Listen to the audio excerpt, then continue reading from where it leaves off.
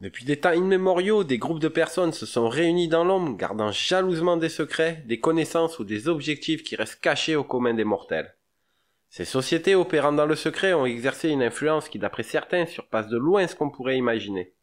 Qu'elles soient héritières d'un savoir ésotérique ancien ou de vastes réseaux de pouvoir murmurant des complots, ces sociétés secrètes ont au fil des siècles captivé et fasciné d'innombrables personnes à travers l'histoire.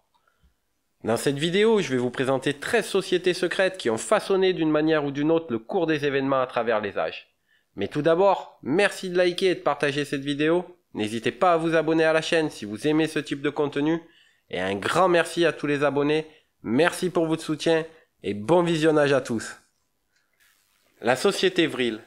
La société Vril est l'une des sociétés secrètes les plus énigmatiques et entourées de mystères de l'histoire moderne. Elle tire son nom du mot vril, qui serait une énergie ou une force mystique et puissante. Cette société aurait été fondée vers la fin du XVIIIe siècle en Allemagne par l'auteur britannique Edward Bulwer Lytton, qui popularisa la notion vril par le roman de science-fiction intitulé The Coming Race, la race du futur, écrit en 1871. Ce livre décrit une race avancée de gens vivant sous terre qui maîtrisaient une énergie appelée vril, leur conférant des pouvoirs et des capacités quasi divines. Ces membres croyaient à l'existence de l'énergie décrite dans le roman de Bulwer Lytton. Ils pensaient que le vril était une source d'énergie immense qui pouvait être exploitée pour acquérir des pouvoirs surnaturels tels que la télépathie, la télékinésie, le don de guérison et même des capacités technologiques avancées. Les membres du vril étaient également fascinés par l'ésotérisme, les sciences occultes et les anciennes traditions païennes. Ils étaient souvent associés à d'autres mouvements occultes de l'époque tels que la société Thulé. L'un des aspects les plus intrigants de la société vril était son intérêt pour les technologies avancées. Selon certaines légendes, la société aurait tenté de développer des engins volants basés sur la propulsion par énergie vril. Ces engins, appelés les vril Flinchengben, secoupe volante vril en allemand, seraient à l'origine de certaines observations d'OVNI et des légendes entourant le programme OVNI de l'Allemagne nazie. Dans les années 1930 jusqu'à la fin de la Seconde Guerre mondiale, des membres de la société auraient été en contact avec Adolf Hitler et d'autres hauts dirigeants nazis tels que Goebbels et Himmler pour les influencer avec leurs croyances ésotériques et leur connaissance de l'énergie vril. Le Cercle des Neuf Inconnus. Le Cercle des Neuf Inconnus est une société secrète qui tire ses racines dans l'Inde ancienne. Selon la légende, cette mystérieuse organisation aurait été fondée par l'empereur Ashoka, un des plus grands monarques de l'histoire indienne, qui a régné au IIIe siècle avant Jésus-Christ. La création de cette société aurait été motivée par la volonté de l'empereur Ashoka de préserver et de protéger des connaissances secrètes et puissantes et d'empêcher leur mauvais usage. D'après la légende, après avoir été témoin de la destruction et de la souffrance causée par la sanglante bataille de Kalinga, l'empereur Ashoka aurait eu une prise de conscience profonde concernant les dangers du pouvoir militaire. Cela l'aurait amené à fonder le Cercle des Neuf Inconnus, dans le but de préserver des savoirs précieux et puissants que s'ils étaient tombés entre de mauvaises mains, ils pourraient être utilisés pour des desseins destructeurs. Il est dit que 9 membres choisis pour leur intelligence et leur intégrité furent chargés de garder chacun un livre contenant des connaissances dans un domaine particulier. Ces domaines incluaient entre autres la propagande et la manipulation psychologique, la physiologie et les techniques pour prolonger la vie humaine, l'alchimie, la communication avec les extraterrestres, la gravitation et les moyens de construire des machines volantes, ainsi que des secrets cosmiques. Selon certains, le Cercle des Neuf Inconnus opérerait dans l'ombre depuis des millénaires et continuerait aujourd'hui encore d'influencer la politique mondiale et la direction de la science et de la technologie à travers des interventions discrètes. Bien qu'il n'y ait aucune preuve concrète de son existence, comme pour de nombreuses sociétés secrètes, il existe un débat sur la réalité historique du Cercle des Neuf Inconnus. Certains le considèrent comme un mythe ou une légende, tandis que d'autres croient fermement en son existence et son influence continue. Le Bohemian Club. Le Bohemian Club est un club privé exclusif fondé en 1872 à San Francisco. Les membres se réunissent lors d'une retraite située dans une forêt près de Monterillo en Californie, dans un lieu appelé le Bohemian Grove. C'est une organisation composée d'hommes influents, notamment de dirigeants d'entreprises, de responsables gouvernementaux, d'artistes, de musiciens et d'autres personnalités de premier plan. Le club a été fondé par des journalistes, des artistes et des musiciens comme un lieu de rassemblement pour partager des intérêts culturels et artistiques. Au fil du temps, le club a commencé à attirer des membres de l'élite économique et politique. Chaque été, le Bohemian Grove accueille un événement de 2 semaines connu sous le nom de Midsummer Escapement, le campement de mi-d'été. Ce rassemblement attire environ 2000 membres et invités et comprend des activités telles que des conférences, des discussions sur des sujets d'actualité, des représentations musicales et des festivités théâtrales. Une des traditions les plus notoires du club est la cérémonie de la crémation des soucis, qui a lieu le premier soir du rassemblement annuel. C'est une représentation théâtrale qui implique un rituel symbolique où une effigie est brûlée au pied d'une grande statue de hibou. Ce rituel vise à éliminer les soucis et les préoccupations quotidiennes afin que les participants puissent profiter pleinement de leur temps dans le camp. Le club est entouré de controverses en raison de la nature secrète de ses réunions et du profil élevé de ses membres. Certaines critiques et théoriciens du complot suggèrent que les rassemblements du club sont des occasions pour l'élite mondiale de prendre des décisions politiques et économiques majeures à l'abri du regard du public. D'autres spéculations parlent de comportements immoraux ou de rituels occultes. Bien que les activités du Bohemian Club soient en grande partie récréatives et sociales, il est indéniable que le rassemblement de tant de personnes influentes en un seul lieu a un potentiel d'impact politique et culturel important. Dans le passé, on sait que des discussions informelles au club ont joué un rôle dans la formulation de certaines politiques et initiatives. Les Chevaliers de l'Apocalypse. Les Chevaliers de l'Apocalypse sont une société secrète enveloppée de mystères et de légendes. Selon les rumeurs, ce groupe aurait été fondé aux alentours du 7e ou 8e siècle. Leur mission serait de protéger des connaissances apocalyptiques et des reliques sacrées qui, selon la croyance, possédaient le pouvoir d'influencer ou de prédire les événements cataclysmiques. Les chevaliers auraient cru en l'existence d'anciennes prophéties et de connaissances qui auraient pu déclencher ou prévenir l'apocalypse. Ils se seraient considérés comme les gardiens de ces secrets, avec la responsabilité de protéger l'humanité des forces obscures et des calamités. Les membres auraient été choisis pour leur sagesse, leur bravoure et leur dévouement à la cause. On dit que les chevaliers de l'Apocalypse étaient les protecteurs de plusieurs reliques sacrées qui auraient inclus des fragments de la vraie croix, des manuscrits anciens contenant des prophéties apocalyptiques et d'autres artefacts d'origine biblique ou mythologique. Ils auraient également été dépositaires de connaissances ésotériques dont certaines remonteraient à l'époque de l'Atlantide. La structure de la société aurait été inspirée par celle des ordres de chevalerie médiévaux. Elle serait dirigée par un grand maître avec des membres occupant différents rangs et responsabilités.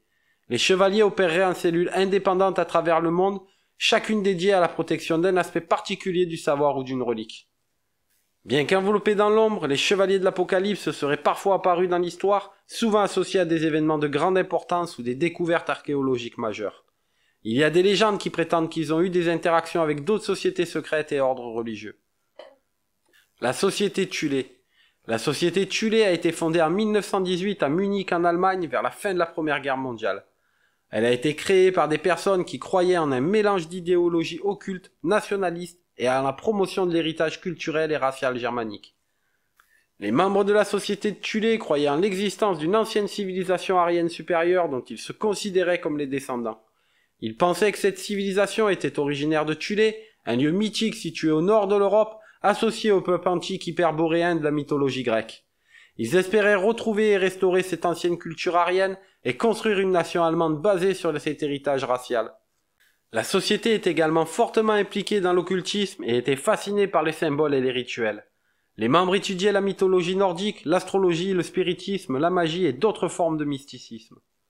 La société a joué un rôle significatif dans la politique allemande de l'époque. Elle a activement combattu les mouvements communistes et socialistes qu'elle considérait comme des menaces à l'identité allemande.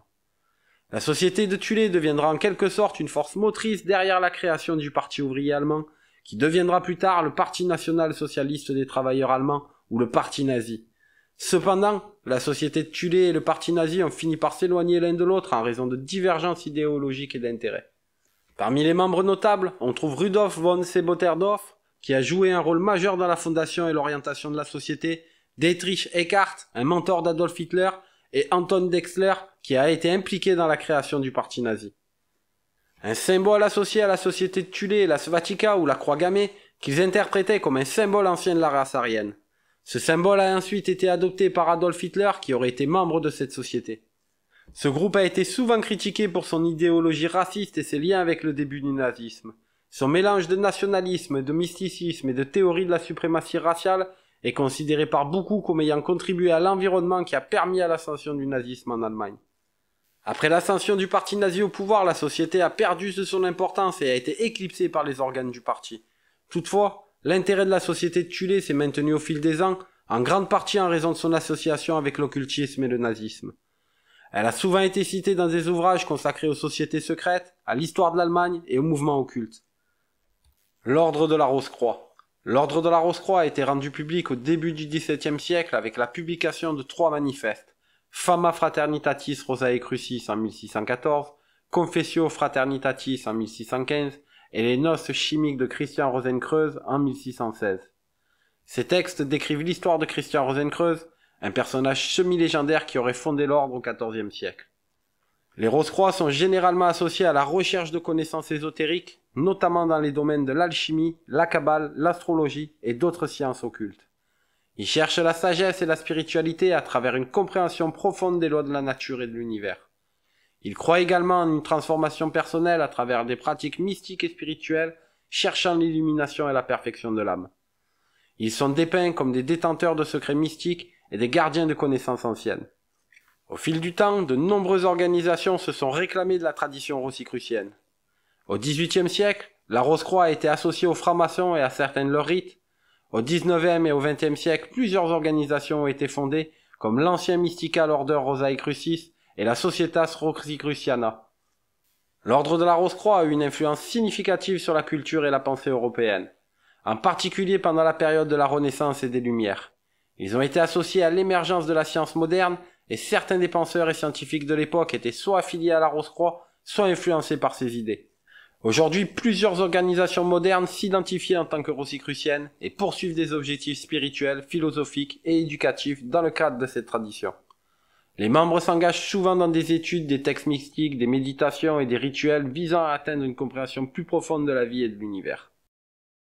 Le Club de Rome. Le Club de Rome a été fondé en avril 1968 par Aurelio Peccei, un industriel italien, et Alexander King, un scientifique écossais. Ce groupe a été créé en réponse aux défis mondiaux grandissants et à la nécessité d'arborer des problèmes complexes auxquels l'humanité était confrontée à cette époque. Le Club de Rome est né de leur conviction que les outils traditionnels et analyses politiques et économiques étaient insuffisants pour comprendre la nature interdépendante des défis du XXe siècle.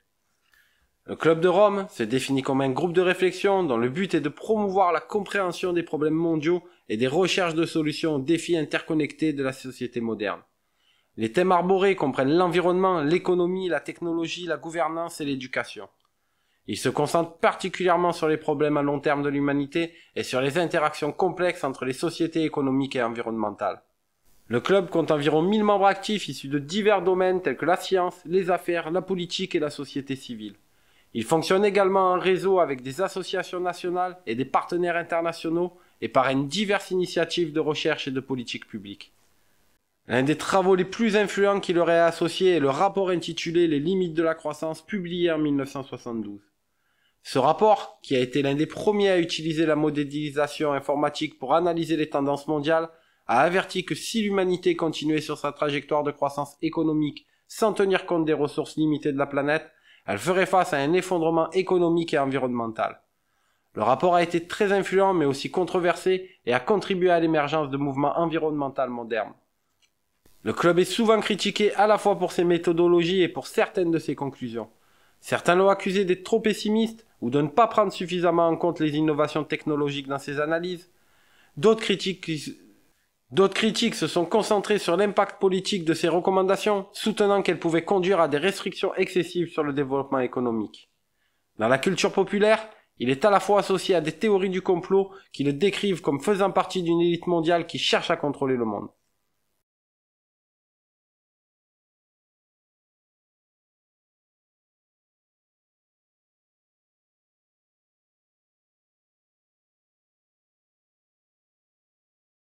Les Sarmung ou Sarman.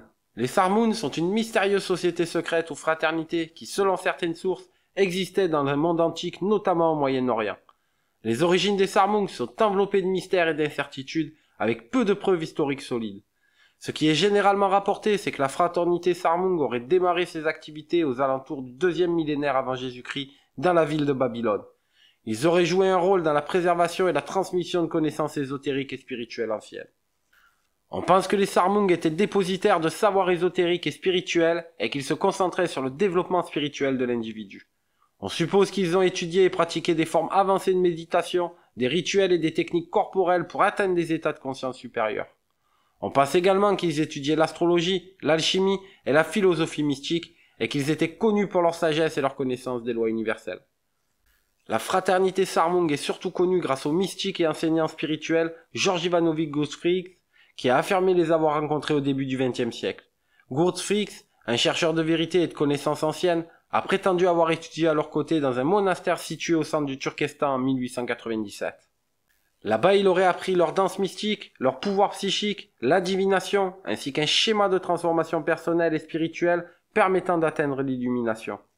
Après avoir quitté le monastère Sarmung, Grundfried aurait formé un groupe appelé les chercheurs de vérité dont le but serait d'enseigner les savoirs Sarmung. L'ordre hermétique de l'Aube dorée. L'ordre hermétique de l'Aube dorée fut fondé en Angleterre à la fin du XIXe siècle, plus précisément en 1887.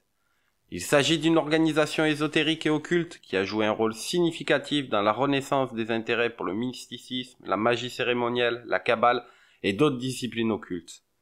Les 3 membres fondateurs étaient William Robert Woodman, William Sweet Westcott et Samuel Liddell MacGregor Mather.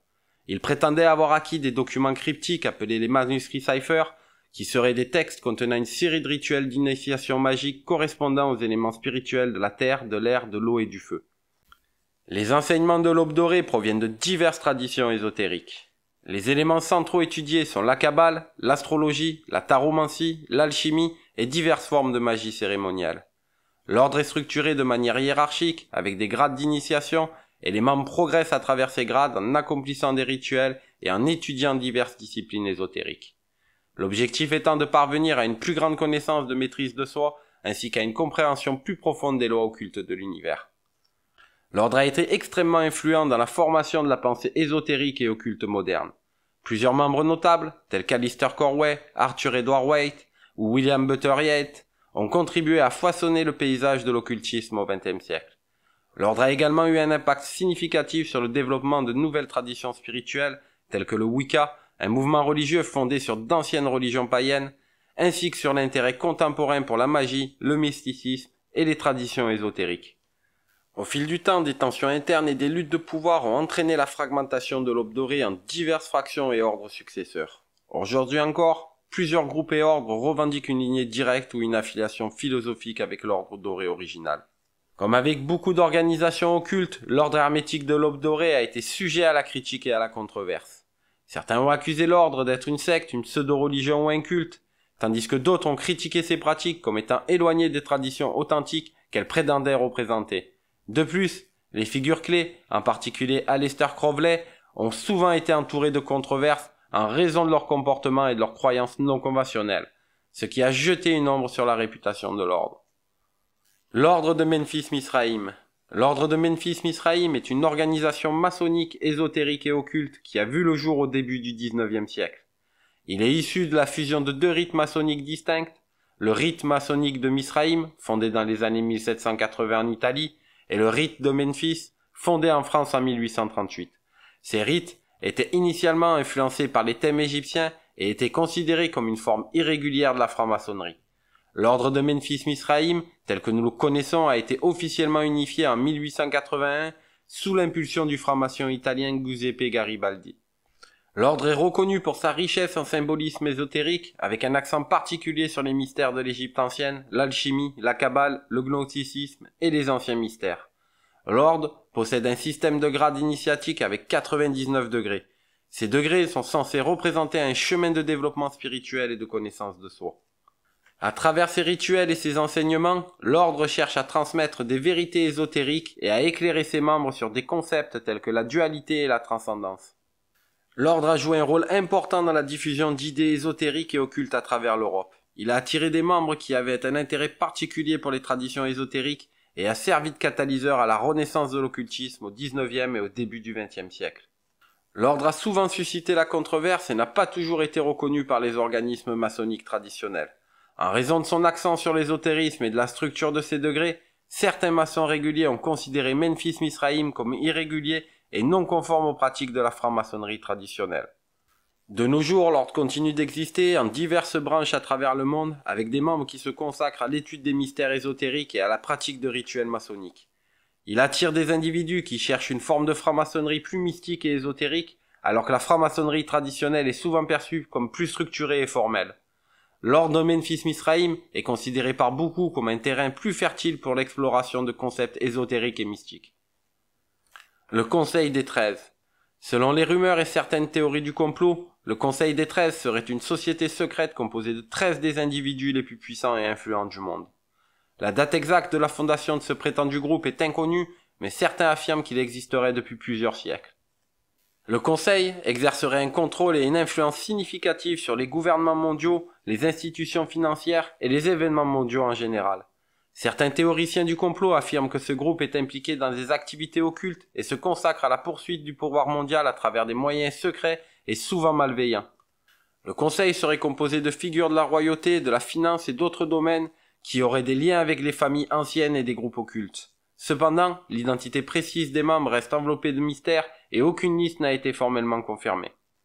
Dans la culture populaire, le Conseil des 13 est souvent représenté comme un groupe sinistre d'antagonistes, une force obscure qui tire les ficelles en coulisses pour contrôler le monde et assujettir l'humanité à sa volonté. Ces représentations sont souvent caractérisées par des thèmes de manipulation, de conspiration et de domination mondiale. Il est également courant que le Conseil soit associé ou confondu avec les Illuminati, une autre société secrète entourée de mystères, ainsi qu'avec d'autres groupes similaires qui sont souvent représentés avec des dessins sombres et obscurs. La main noire. La main noire a joué un rôle significatif dans l'histoire européenne au début du XXe siècle. Bien qu'elle ait été une organisation relativement petite, son impact sur les événements mondiaux a été considérable. La main noire était une société secrète militaire qui a été formée en 1901 dans le royaume de Serbie. Elle a été créée par des membres de l'armée serbe et était dirigée par le colonel Dragutin Dimitrijević. Également connu sous le nom d'Apis, à l'origine, l'organisation visait à promouvoir le nationalisme serbe et à travailler pour la création d'une grande Serbie, en utilisant tous les moyens nécessaires, y compris le terrorisme et l'assassinat politique. La main noire avait pour objectif principal de libérer les Serbes vivant sous la domination des Austro-Hongrois et de les unir dans un seul État national serbe. Elle a soutenu des groupes nationalistes et des mouvements de résistance et a mené des campagnes de propagande. Les membres de la main noire étaient souvent impliqués dans des complots, des attentats et d'autres activités clandestines pour promouvoir leurs objectifs nationalistes. Le fait d'armes le plus connu de cette organisation est probablement son rôle dans l'assassinat de l'archiduc François-Ferdinand d'Autriche en 1914. Cet événement est souvent cité comme l'étincelle qui a déclenché la Première Guerre mondiale. Gravillo Principe, l'assassin, ainsi que plusieurs autres conspirateurs étaient associés à la main noire, et il est largement admis que les membres de l'organisation ont fourni un soutien en termes d'armes et de formation.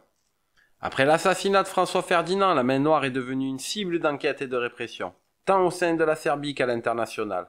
En 1917, plusieurs de ses dirigeants, dont Dragutin Dimitrijević, furent arrêtés et jugés pour trahison. Dimitrijević et d'autres officiers de haut rang furent exécutés pour leurs crimes, ce qui signa la disparition de la main noire.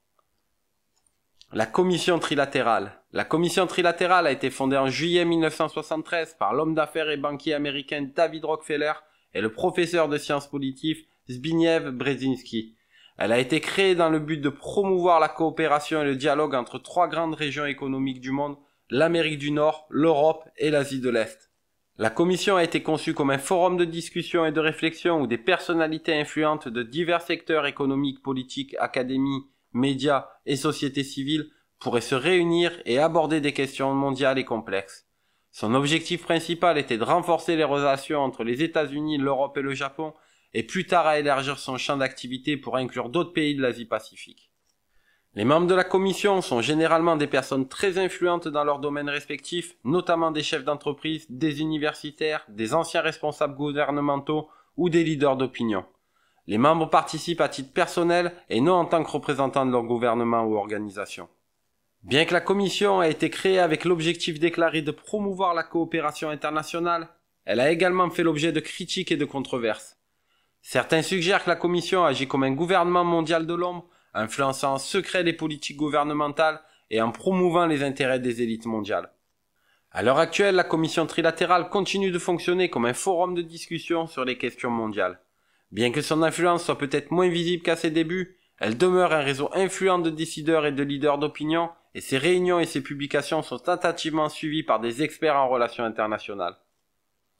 Et voilà, nous arrivons à la fin de cette vidéo, et je tiens à vous remercier d'avoir pris le temps de la regarder. si vous avez trouvé ce contenu instructif, je vous invite à cliquer sur le bouton j'aime. N'hésitez pas non plus à partager cette vidéo avec vos amis, vos proches ou toute personne que vous pensez être intéressée par ce sujet. Si vous souhaitez vous tenir au courant de mes prochaines publications et plonger plus profondément dans des sujets intrigants comme celui-ci, je vous invite à vous abonner à la chaîne. Je vous dis à très bientôt pour une nouvelle vidéo. Bye bye.